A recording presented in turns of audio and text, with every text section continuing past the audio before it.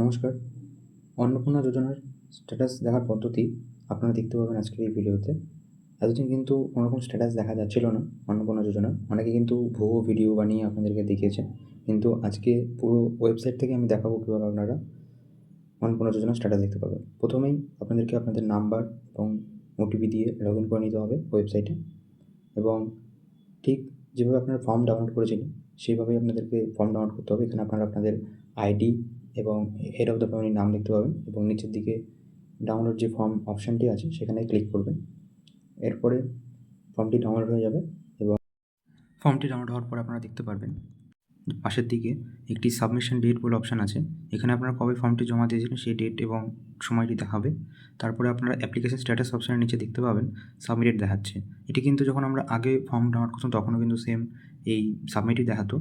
তো সাবমিট মানে হচ্ছে জমা পড়েছে আপনার ফর্মটি।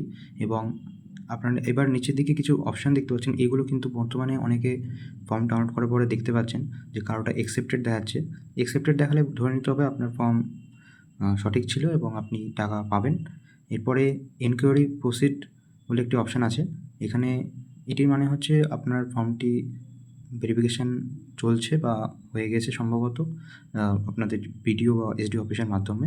এবং আরেকটি অপশান, যে 3 নম্বর অপশানটি এনকোয়ারি রিভার্টেড, বলতে এখানে আপনার অ্যাপ্লিকেশানটি হয়তো চেক করা হয়েছে কিন্তু কোনো প্রবলেম থাকার জন্য আপনার অ্যাপ্লিকেশানটিকে রিজেক্ট অথবা ব্যাক করে দেওয়া হয়েছে।